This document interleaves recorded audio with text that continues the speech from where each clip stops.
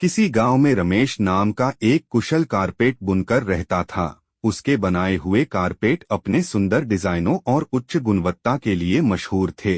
रमेश का सपना था कि उसके बनाए कारपेट दूर दूर तक बिकें और उसके परिवार को बेहतर जीवन मिले। रमेश का परिवार आर्थिक रूप से कमजोर था। उसकी पत्नी, दो बच्चे और बूढ़े माता पिता थे।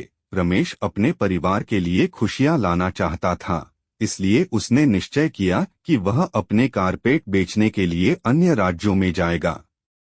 रमेश ने अपने कारपेट एक बड़े बंडल में बांधे और शहरों में जाकर सड़क किनारे बेचने लगा। वह सुबह जल्दी उठकर विभिन्न गलियों और मोहल्लों में जाकर घर घर दस्तक देता और अपने कारपेट दिखाता। हर दरवाजे पर वह मुस्कुराते हुए अपने कारपेट की खासियत बताता, उसकी मेहनत और उसकी कला का वर्णन करता। रमेश का काम बहुत कठिन था। दिन भर धूप में घूमते हुए उसके पैर थक जाते, परंतु उसके चेहरे पर हमेशा एक मुस्कान रहती। उसकी मेहनत धीरे धीरे रंग लाने लगी। लोग उसकी मेहनत और उसकी कला को सराहने लगे और उसके कारपेट खरीदने लगे।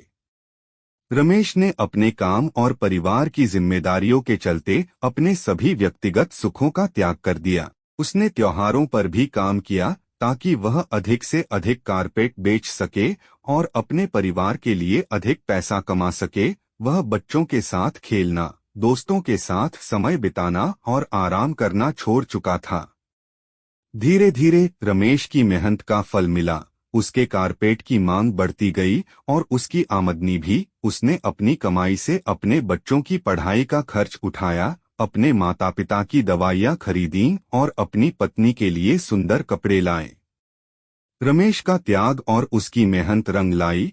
उसके परिवार के चेहरे पर खुशी लौट आई और उन्होंने रमेश की सराहना की। रमेश ने अपने सपनों को साकार किया और अपने परिवार को खुशहाल जीवन देने में सफल हुआ। इस प्रकार रमेश की कहानी यह सिखाती है कि त्याग और मेहनत से कोई भी सपना साकार हो सकता है। रमेश ने अपने सपनों की खातिर अपना सुख त्याग कर अपने परिवार को खुशियों से भर दिया। In this digital age, we're weaving a new tapestry. The carpet makers on YouTube, painting vivid scenery.